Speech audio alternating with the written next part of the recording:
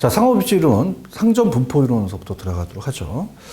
자, 여기는 이제 상점 분포 이론은 이렇게 출제 빈도가 높지는 않습니다. 그래서 상점 분포 이론에서 자, 우리가 고정적 상점이에요. 고정적 상점에 대한 분포인데 크리스탈러에 대한 이론인데요. 자, 옛날에는 이제 대형마트가 등장한다는 걸 생각하지 못했어요. 그래서 이제 우리가 이 동그라미 1번은 이제 두 가지만 제가 지적을 하겠는데요. 자, 만약에 지금 갑돌이가 있는 곳에서 가까운 곳은 근린상가고요. 자, 먼 곳은 지역상가거든요. 자, 가까운 곳은 어떻죠? 우리가 신선도가 요구하는 뭐 야채라든지 우유 같은 거. 구매 빈도는 높죠. 저장비가 높은 신선도 요구하는 식품이고요. 자, 지역상가는 이제 우리가 철문점 같은 거예요. 구매 빈도는 낮고 저장하기 쉬운 좀 준내구재 같은 거 이런 걸 판매합니다. 근데 요즘은요. 대형 이마트 같은 데 가시면요. 자, 혼재돼 있어요. 상품이 유사한 부동산, 유사한 것끼리 이제 혼재돼서 판매한다는 거. 그래서 2번이 시험 문제입니다. 고정적 상점 입지는 단점은 현대의 소비자들은 한 번의 구매 통행으로 여러 가지 물건을 대량 구입하는 현실적인 면을 잘 설명하지 못했다는 겁니다. 그래서 우리가 혼재되어 있다는, 스토어 믹스가 되어 있다는 것을 우리가 설명하지 못했다는 것만 체크하시고요. 뭐 상권은 고객이 흡입하는 지리적 영역이라는 건 알았고 넘겨볼게요. 자, 여기서부터 이제 우리가 출제 빈도가 높은데요. 네일리의 소매인력 법칙입니다. 자, 여기서부터 이제 내용을 들어가겠는데, 여기는 그렇습니다. 우리가 그 계산 문제는 제가 나중에 이론을 먼저 해드린다면 한다 그랬죠. 그래서 우리가 먼저 이론부터 갈게요. 자, 앞쪽에는 크리스탈러의 중심지 이론이었는데, 여기는 중력 모형입니다. 중력 모형. 중력 모형으로서, 자, 네일리의 소매인력이죠. 네일리의 소매인력 법칙이다. 자, 인력에다가 동그라미 쳐보세요. 만류인력이죠. 학교 다닐 때 우리가 중력 모형에 대한 만류인력을 배우셨어요. 질량 크기는 비례하고 그 끌어당긴 힘은 거리적으로 반비례한다. 자, 그러면 얘는 도시 단위로 갑니다. 그래서 만약에 A 도시가 4만 명이고, 자, B 도시가 만약에 1만 명이다 라고 한다면, 자, 만약에 여기 C가 있습니다. 거리를 보는 거죠. 거리가 1km다. 3km면 당연히 인구 크고 거리가 가까울수록 좋은 걸로 유인력이 많이 끌어당긴다는 겁니다. 자, 그럼 얘는 상권의 단위를요. 상권의 단위를 도시 단위로 갔습니다. 단위를 측정했죠. 자, 그래서 보통 결정론적으로 가는 거죠. 자, 그래서 네 번째 보시면요. 우리가 두 도시로서 하나를 결정한다는 결정론적 접근으로 이제 간 거예요. 그럼 상권의 흡입력을 볼게요. 상권의 흡입력, 끌어당기는 유인력은 자, 인구에 비례합니다. 인구. 크기가 클수록 좋죠. 그래서 우리가 흡입력, 인구 크기에 비례하고 거리 제곱에 반비례해요. 거리가 가까워야 되죠. 그래서 거리의 제곱에 반비례한다. 이렇게 봅니다. 그래서 인구에 비례. 거리 제곱에 반비례. 이렇게 보시면 되고요. 자, 그 다음에 얘는 세 번째는 분기점이에요. 상권의 경계 지점. 상권의 경계 지점을 처음으로 구분했습니다. 처음으로 구분. 자, 이게 이제 분기점을 얘기하거든요. 자, 여기 이제 설명을 들어가겠는데요. 이 분기점이라는 것은, 자, 만약에 A 도시가 4만 명, 그 다음에 B 도시가 4만 명이면 끌어당김이 같죠. 그럼 딱 분기점은 중앙에 옵니다. 그래서 만약에 여기가 100명 있으면 50대 50, 그러면 50명, 50명 간다는 거죠. 근데 만약에 A가 4만 명이고 B가 만약에 1만 명이다. 그럼 오히려 상권의 분기점은 작은 쪽에 가깝다는 거죠. 그래서 이렇게 봅니다. 자, 그래서 우리 책에 보시면 내용을 이제 보겠습니다. 자, 할게요. 자, 네일리 소매인력은 뉴턴의 만류인력 박스. 상권에 대한 범위를 측정할 때는 두 개 도시의 상권의 영향력의 크기. 그 크기가 인구거든요. 흡입력은 두 도시 중심지 크기, 인구의 상점수에 비례하고 거리 제곱에 반비례한다. 그럼 기역, 니은, 디귿이 이제 상권의 경계점인데요. 보통 오른쪽에 가시면은, 자, 크기 같다면 상권의 경계 분기점은 중간 지점이 오고요. A가 B보다 크다. 그럼 작은 쪽에 가깝다는 거죠. 자, 이 이론을 이제 추가적으로 이제 수정한 이론이 네일리인데요. 자, 우리가 요걸 가지고 좌측에 하단에 보시면 유인력이에요. 자, 그래서 우리가 이제 B가 유인력이라 구매지향 비율이라고 한다면요. BA가 A로 갈 확률, 그 다음에 BB가 B로 갈 구매지향 비율. 자, 그럼 인구입니다. P는. 그럼 인구에 비례합니다. 인구는 그대로 놓고요. 그 다음에 D가 거리거든요. 거리는 가까워서 좋으니까 거리는 거꾸로 가자는 거죠. 그래서 요거의 제곱이다. 그래서 우리가 B가 올라가고 그 다음에 A가 내려간다. 자, 근데 이제 넘겨보시면 이제 분기점이라는 컨버스 이론이 나옵니다. 자, 컨버스의 분기점 모형. 자, 이 분기점이 상권의 경계 지점이죠. 그래서 우리가 요 거리까지를 잰 거예요. 자, 얘는 우리는 학교 다닐 때 컴파스라고 하죠. 컴파스 거리를 쟀기 때문에 DA라는 공식을 만들어 놓는 거예요. 그러면 A, B에 대한 간의 전체 거리에서 1 플러스 상대편에 대한 게 들어가죠. 그래서 우리가 B하고 A를 본다면 자, 인구와 인구를 해서 루트를 씌운다. 자, 이건 제가 나중에 또 빨리 푸는 방법을 문제집에서 해드릴 테니까 자, 이론만 갑니다. 자, 네일리의 법칙을 운용해서요. 얘는 두 도시의 구매량이 같은 분기점의 위치를 구하내죠. 그래서 경계를 분석했고요. 자, 허프는 어떻습니까? 이제 허프는 네일리 이론을 비판합니다. 소매 인력이 아니라 소매 상권에 대한 것이다. 그래서 우리가 두 개만 있는 것이 아니라 확률론적으로 세 개가 될 수 있더라라는 겁니다. 그래서 우리가 허프의 확률 모형입니다. 확률 모형. 자, 그래서 얘가 히읗 들어가니까 허프 찍죠. 이렇게 봅니다. 그럼 얘는 두 개의 소도시가 아니라 자, 대도시 안에 점포를 봤어요. 그래서 얘는 그 소매 지역 이론 또는 소매 상권 이론이라고 하거든요. 상권 단위로 했기 때문에 소매 인력이 아니라. 그래서 그 상권 단위를 상권 단위 도시 단위로 간 게 아니라 상권을 점포 단위로 갔습니다. 점포 단위를 측정했다. 그래서 한마디로 소매 인력을 얘기한 게 아니라 얘는 소매 상권론이에요. 소매 상권론을 주장했다. 자, 그러면서 제 이론을 갖고 왔기 때문에 어느 정도 유사합니다. 상권의 흡입력이라는 것은 자, 흡입력이 이제 유인력이잖아요. 그래서 매장 면적에 비례하죠. 그래서 매장 면적이 클수록 큽니다. 비례하고요. 그 다음에 거리의 마찰 계수라고 해요. 마찰 계수. 자, 이게 마찰 계수를 쓰는 게 뭐냐면 시간적 거리를 얘기하는데요. 어떻습니까? 만약에 내일은 여기에 산이 있을 수 있고 만약 강이 있다면은 자, 이걸 생각하지 못했죠. 근데 허프는 생각을 하면서 마찰 계수를 얘기하면서 시간적 거리를 얘기합니다. 시간적 거리. 자, 그래서 얘는 어때요? 세 번째 보시면 결정론적이 아니라 확률론적으로 본 거죠. 확률론적. 그러다 보니까 자, 여기가 고객이 있어요. 고객이 만약에 100명 있으면 자, 여기가 이마트가 있고 그 다음에 롯데마트가 있고 홈플러스가 있다. 크기가 크다. 얘는 작고 이렇게 된다. 여기가 만약에 2km 떨어져 있고요. 여기가 1km다. 여기가 3km라고 하면 자, 시장 점유율을 봤어요. 자, 이 이마트로 갈 시장 점유율이 확률이거든요. 그럼 시장 점유율을 갔기 때문에 유인력을 다 하나씩 구해야 됩니다. 그럼 유인력이 나오겠죠. 흡입력이. 자, 그럼 예를 들어서 임의적으로 얘가 끌어당긴 게 50이고요. 자, 얘가 만약에 30이고 얘가 20이라고 생각을 해보세요.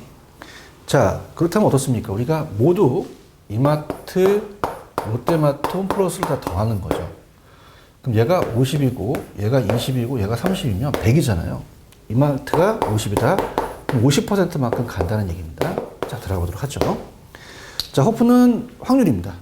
그러면서 1번과 2번은 제가 앞쪽에서 했고요. 자, 3번입니다. 고밀도 시가지, 대도시에는 거주하는 소비자들은 특정 지역에만 상품을 구입하지 않을 거고요. 얘네들은 소득이나 교통편의 같은 또 참작해서 전부품 등을 또 판매하려고 그래요.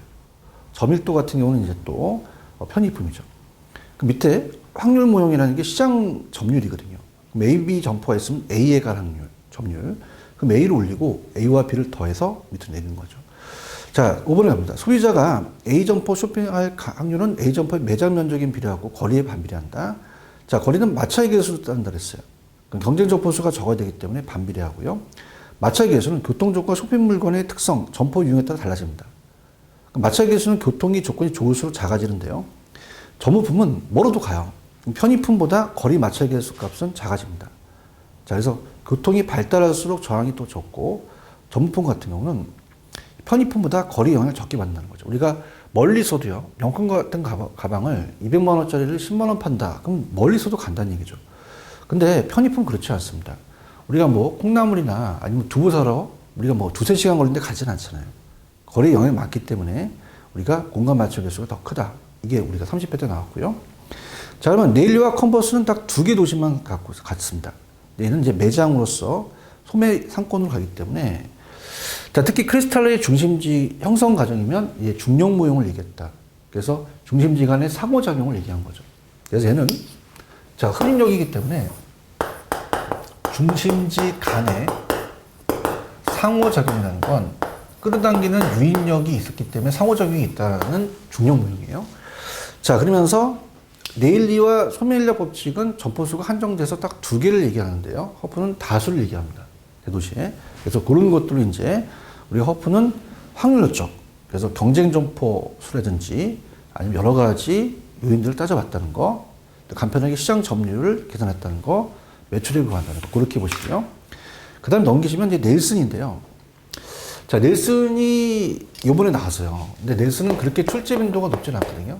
그래서 얘는 소매 입지론을 8가지 그 경영 주체가 점포를 선택하는 최대의 이익을 얻을 수 있는 매출액을 확보할 수 있는 입지가 8가지 원칙이에요.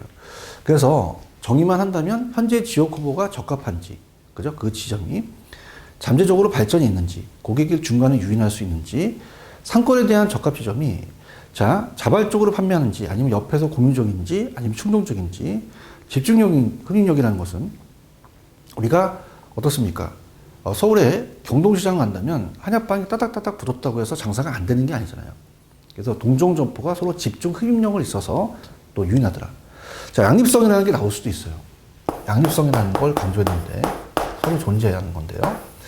자, 양립성은 만약에 여성 의류점이 있습니다. 그럼 옆에 신발 가게가 있어요. 그럼 서로 매출액을 주고받죠. 그래서 보완 관계예요. 그럼 서로 대체 경쟁 관계라고 하면 안 됩니다. 보완 관계다. 이런 식으로 우리가 따져봅니다. 자, 그러면 양립성은 구매객의 유동을 방해하지 않고 그게 충분히 이동할 수 있도록 서로 다른 점포의 고객을 주고받는 겁니다. 그래서 우리가 서로 보완 관계다. 자, 경합성은 또 서로 최소해야 되고요. 용지 경제학 같은 거 따진다. 그렇게 보시고요. 3번에다가 벼붙이십시오. 자, 점포의 종류와 입지가 출제가 잘 되거든요. 자, 그래서 자, 오지선다에서 딱 나오는 게 객관식 문제입니다. 자, 그래서 우리가 189페이지 가시면은 점포의 입지 유형별 점포죠. 자, 입지 유형별입니다. 유형별 점포. 자, 그렇다면요, 우리가 집심이며, 집심은 도심의 모일수록 우리가 유리합니다. 배우지 중심지에 모일수록 유리하다. 그래서 백화점과 기금속점이 출제가 잘 됩니다. 그러니까 예전에는 뭐 도매점이나 아니면은 뭐 대형, 그 다음에 고급 이런 게 들어갔었거든요. 자, 집재라는 것은 있을 집자. 자, 동일업종끼리 모여 있어요. 자, 그래서 유명 가구단지 같은 가구점이나 그다음에 공구상 같은 게 집재가 되겠고요. 산재는 동일업종끼리 흩어집니다.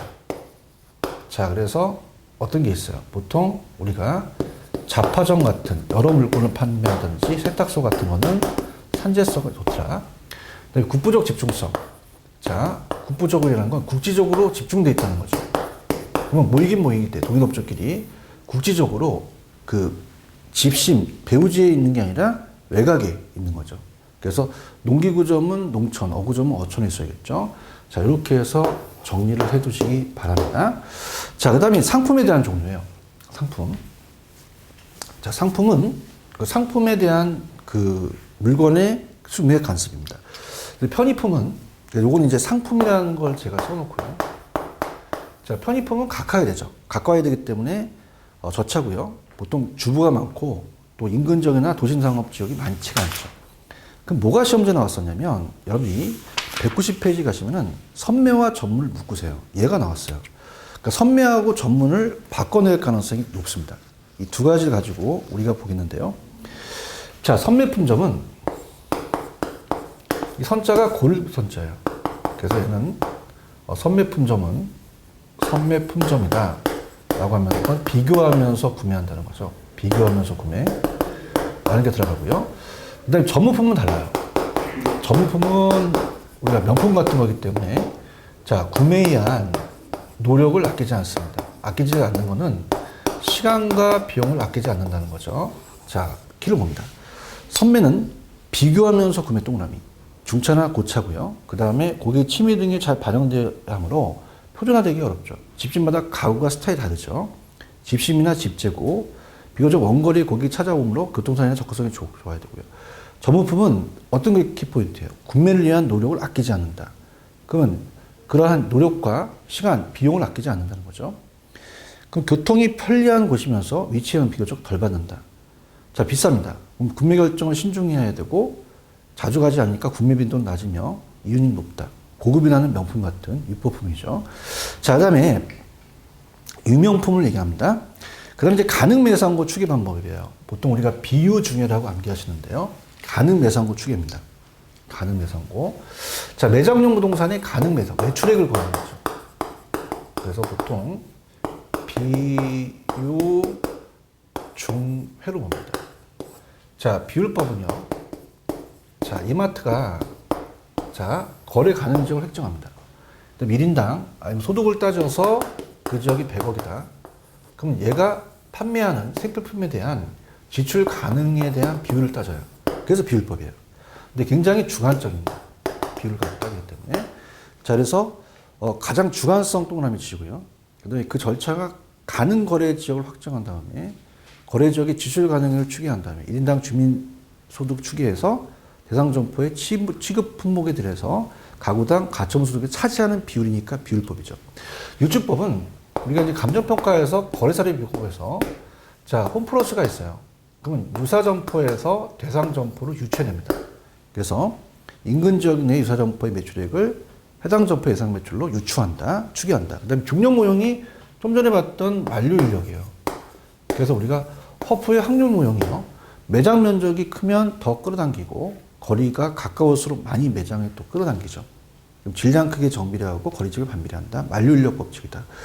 자, 그래서 대상 점포의 매상 매출을 구하는데 이론 쪽과 실제가 안 맞을 수도 있어요. 그럼 수정 이미지 계수를 조정한다. 자, 회귀 모형이라는 것은요. 자, 매출액이에요. 그래서 종속 변수가 매출액이 알고 싶은 게 요게 종속 변수입니다. 자, 요 매출액을 구하죠. 그럼 여러 가지 변수를 돌려봐요. 독립 변수가 우리가 영향을 주는 겁니다. 그래서 소득이 높고 또 인구가 많을수록 매출액이 많아지잖아요. 그래서 우리가 대상 점포 매출액에 영향을 주는 자료로서 영향을 받는 매출액이 종속이면 영향을 주는 변수가 독립 변수다. 그래서 회귀 모형 어떤 다른 방법보다 많은 변수를 사용해서 예상 매출을 또 구하죠. 자, 체크리스트는 그냥 비유 중에 4가지만 암기하시고요. 체크리스트는 보조 자료예요. 그래서 체크 난방이 이렇게 우리가 어떻습니까? 가로 세로 체크를 내잖아요. 그러면서 병점을 낸다. 수미한 가로. 이렇게 보시면 되고요. 상권의 획정 기법도 상권에 주어진 입지에 적합한 업종의 선택과 상권의 범위, 당의 점포의 매출액을 추정하는 방법인데요. 자, 이 단어가 중요합니다. 독점, 침투, 분산. 이 3단어인데요. 자, 들어갑니다. 상권의 획정 기법입니다. 획정 기법. 독점, 침투, 그 다음에 분산이라는 게 들어가죠. 자, 독점이라는 거는 어떤 단어가 중요하냐면 거리 제한이나 면허를 따게 합니다. 자, 우리나라도 이제 약국 같은 게 옛날에 그 거리 제한이 있었잖아요. 그래서 이게 독점, 공간 독점법입니다. 그래서 맨 밑에 해설해 보시면 1번. 자, 우리가 면허 동그라미, 거리 제한 동그라미. 그래서 이거는 우리나라 얘기가 아니니까 주류 판매점이나 우체국 같은 걸 이제 이론적으로 간다면, 오늘은 이제 편의품 같은 경우, 이 편의점 같은 거는 거리 제한이 있겠죠. 자, 시장 침투는요, 이게 일반적인데, 시장 침투법은 뭡니까? 자, 경쟁이 심합니다. 경쟁이 심하면서 중첩부문을 인정하죠. 그래서 경쟁이 심하고 중첩 부분을 인정합니다. 자, 우리가 백화점 같은데 명동 가면 여러 가지 모여 있잖아요. 그렇기 때문에 백화점이라든지 슈퍼마켓이다. 그래서 밑에 해설에 중첩 인정, 그 다음에 이거 경쟁이 심한 백화점 슈퍼마켓. 일단 넘기시면 이제 분산시장이 나오거든요. 분산시켜라. 분산시장 접근법. 자, 그럼 어떻습니까? 이거는 특정 계층의 수요죠. 특정 계층의 수요에 판매합니다. 분산시켜서, 자, 우리가 고급이라든지 이런 전무품점들을 얘기한다. 그래서 전무품점 이렇게 보시면 됩니다. 자, 그렇게 해서 입지는 마치도록 하겠습니다. 자, 그럼 입지는요, 분명히 이제 계산 문제가 나올 텐데, 그거는 이론을 하신 다음에 제가 문제집에서 계산을 들어가도록 하고요. 도시공간 구조도 출제 빈도는 높아요. 그래서 여기는 세 가지입니다. 우리가 버제스의 동심원, 그다음에 호이트의 우리가 선형, 그다음에 헤리스월만의 다핵심이기 때문에 내용을 보겠는데요. 얘는 요새 문제를 한 문제 정도 배정을 해요. 근데 이 도시공간 이론이 튜넨이라는 이론을 따왔습니다. 튜넨이 농업이론이죠. 그래서 튜넨이 버제스의 영향을 주거든요. 그래서 얘도 집약적인 거와 조방적에 이 동심원으로 띠를 형성합니다. 이렇게. 자, 그럼 안쪽은 중심지로서 지대가 높죠. 여기 지대가 낮다. 그럼 안쪽에서 수송비가 적게 들어가니까 접근성을 강조하면서 도시 내부 구조에 영향을 줍니다. 그러면 도시 공간 구조론. 자, 이게 버제스예요. 책에 보시면, 자, 좌측에 우리가 192페이지에 버제스 있죠. 그럼 버제스의 동심원입니다. 얘가 또 띠를 형성하면서 가죠. 그러면서 얘가 시카고 대학의 시카고 학파면서 사회학자입니다. 그래서 생태학적 관점에 의해서, 자, 도시가 생태학적으로, 자, 어디 지역으로 막 침입하거나 옮기거나 경쟁, 이런 모습을 이제 생태학적 관점으로 보는 겁니다. 자, 그럼 앞에 우리가 중심 업무 지구가 있어요. CBD라고 하죠. 자, 여기가 이제 1번 지구입니다. 자, 그럼 여기는, 자, 모든 산업기가 다 모여 있거든요. 명동이에요. 시청만 있는 게 아니라 백화점, 사무실까지 다 있어요. 그러면 지대도 높고요. 자, 인구 밀도와 접근성도 좋습니다.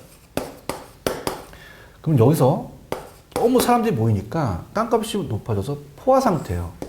그래서 우리가 옹길천자 써서 천이라고도 얘기하고요. 점이라고도 해요. 근데 이걸 이제 점이라고 시험제 나옵니다. 점. 자, 그럼 점이라는 것은 여기는 공장들에 경공업이 있으면 돼, 지금. 여기서 불량 주거 지역이 생기죠. 그럼 이 사람들이 조금 소득이 높아지면 저소득 주거지로 갑니다. 그러면서, 자, 4번은 왜 고소득이냐면 얘네들이 여기 안쪽은 환경이 안 좋기 때문에 나가려고 그래요. 그 다음에 땅값이 비싸다 보니까 통근자지대가 위성도시가 만들어집니다. 그러면서 5번이, 자, 통근자지대가 되었다는 거죠. 자, 그러다 보니까 안쪽으로 갈수록 지대 인구 밀도 접근성은 좋아집니다. 그렇지만 환경이 안 좋아지기 때문에 어떤 일이 벌어지냐면 범죄나 빈곤, 질병 문제는 많아진다는 거죠. 갑니다. 자, 버제스 동심원, 의의 어떻습니까? 5개에 대한 분화로 성장하면서 내용을 보시면 가장 오래된 방법이고요. 튀는의 농촌 토지 이용 구조를 도시 토지 이용으로 적용시켰죠. 자, 도시는요, 중심지에 멀어질수록 적극성 지대 인구 밀도가 낮아지고 범죄 인구, 빈곤 등의 도시 문제가 감소한다. 자, 5번에 가시면요, 상호 침입 경쟁 천위가 마치 도시가 생태학적으로 가는 생태론적이라는 관점이죠. 그 다음에 어떻습니까?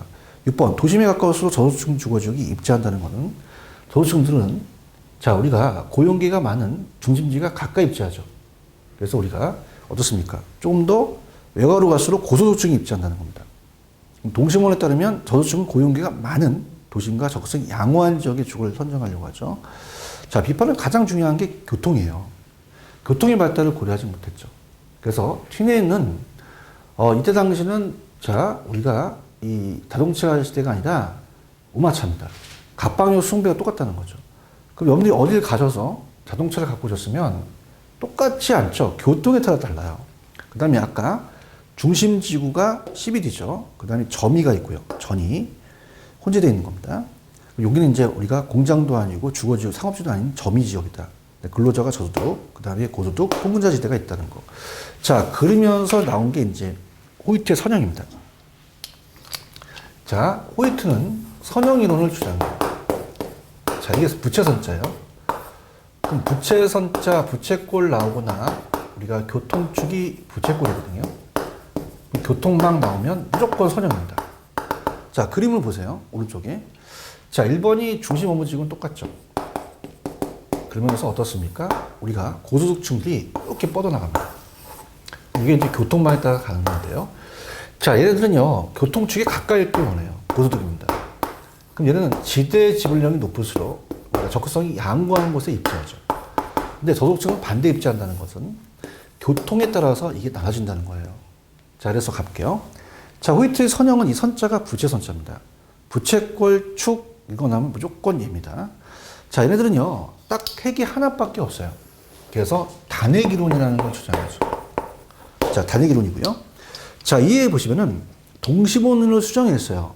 교통에 대한 거를 강조하면서 자, 원이 아니라 부채꼴 모양으로 축을 형성하더라. 그래서 내용을 보시면 특히 1번 별표. 고급이 교통망축에 가까이 입지한다는 게 나옵니다. 그래서 중급이 옆에 있고요. 저건 반대했다는 거죠. 그래서 어떻습니까? 2번. 주요 간선도망에 따라서 소득 계층에 따라 주택지가 형성된다는 거죠. 그래서 비판은 또 너무 고소득층을 강조했다는 거. 자, 그 다음에 이제 오른쪽에 자, 이게 다핵심 이론이 이제 마지막 이론이죠. 자, 다핵심은 해리스와 울만이 얘기합니다. 그래서 자, 도심이 점점 발달을 해요. 1939년, 자, 1929년, 그다음에 1939년, 그다음에 우리가 1950년도로 오면서 저 어떻습니까? 해리스와 울만이라는 애가 나오죠. 자, 그러면서 다핵심 이론을 주장합니다. 그럼 핵이 도심만 있는 게 아니라 여러 부도심도 있다는 거죠. 자, 그러면서 여기서 핵심 포인트는 자, 동종업종끼리는 서로 모여 있어요. 그죠? 유사활동. 그래서 우리가 이걸 집적이라고 합니다. 집적도 맞고 집중도 맞아요. 자, 우리가 서로 어떻습니까? 소매에 대해서 서로 동종업종끼리 서로 이익을 줄 수 있죠. 근데 이종, 뭐 주거용과 공업은 또 분산돼 있어야 되죠. 그래서 다른 업종입니다. 다른 업종끼리는 서로 분산이 맞고 흩어져야 됩니다. 그래서 어떻습니까? 이렇게 보시고 양립이라는 걸 써요. 그래서 동종은 같이 있으니까 같이 존재하는 걸 양립성이라고 해요. 얘는 좀 같이 존재하지는 않는 비양립성이다. 이렇게 가시는 거죠. 자, 그러면 단핵이니까 얘는 다핵이고요. 얘네들이 소도시면 이거 대도시가 되겠고요. 그 다음에 얘가 오래된 도시면 얘는 좀 신도시를 얘기한다. 그 다음에 또 좀 편법을 간다면 버제스와 호이트 한 명씩 얘기했으니까 단핵이다. 해리스 울만은 두 명이니까 다핵이다. 이렇게 하면 좀 암기기법이 되겠죠. 들어가보도록 하죠. 의의갑니다. 자, 얘는 무조건 다핵이에요. 그러면 도시 성장에 있어서 도심의 핵심 하나가 아니라 여러 개의 핵심의 수가 증가한다. 복수다. 맥켄지가 주장했지만 해리스와 울만이 나옵니다. 자, 내용을 이제 봤고요. 넘겨보시면요. 자, 그 박스를 보시게 되면 1번이 중심 업무지구가 만약에 명동이라면 만약에 우리나라가 딱 적당하지 않지만 7번이 이제 어때요? 강남에 업무지대가 생긴 거죠. 부도심이. 그래서 핵심이 하나가 있는 게 아니라 여러 개가 존재하더라. 그래서 현대도시입니다. 대도시고요. 런던같이 대도시 같은 동종활동끼리 집적이더라. 그 밑에 다핵심이 생기는 요인이 나오는데요. 어떤 활동은 특수한 시설이나 특정 위치를 요구한다. 자, 어떻습니까? 물이 필요한 공장은 물 근처에 있고요. 수송비가 중요한 공장은 도로 근처에 있겠죠. 근데 중요한 건 동종과 이종이에요. 동종은 집적입니다. 서로 집중이죠. 자, 어떻습니까? 상호 편익을 주는 소매업종은 뭉쳐야지만 유리합니다. 그런데 이종이라는 건 뭐냐면요. 충돌이 발생해요. 자, 우리가 주택과 공장은 분산하는 게 낫죠. 그래서 이종은 상호 분산되는 게 낫다. 그 다음에 가장 어떤 업종의 활동은 핵심의 지대가 지나치게 높아 지불할 능력이 없다면 또 입지하지 않는다는 겁니다. 자, 이렇게 보시면 돼요. 그래서 다익심은요, 자, 두 가지다. 동종이라는 것은 같은 업종, 서로 상호 편익을 주기 때문에 소매업종은 뭉쳐야지만 유리하고요. 그 다음에 이종은 우리가 충돌이 발생합니다. 그렇다 보니까 이 공장, 자, 어때요? 주택과 공장은 분산하는 게 낫다. 그래서 그렇게 보시면 됩니다.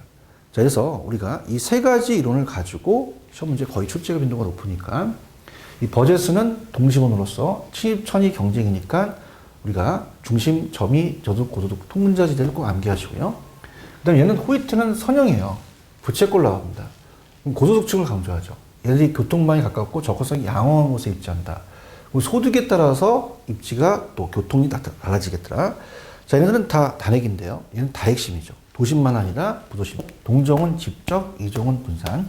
동종은, 자, 양립이라는 것은 같이 존재한다는 거죠. 근데 다른 것들은 흩어져 있으니까 양립 같이 존재하지 않는다. 이렇게 정리하시기 바랍니다. 자, 이렇게 해서 우리가 입지론과 도시공간 구조를 마치도록 하겠습니다. 그래서 입지는 뭐 한 문제에서 두 문제인데, 계산 문제는 제가, 이 문제집에 가서 해드리고요. 자, 정리를 또 문제집에서 문제를 풀도록 하죠. 자, 여기까지 입지론과 도시공간조를 마치도록 하겠습니다. 자, 여러분들 수고하셨습니다. 감사합니다.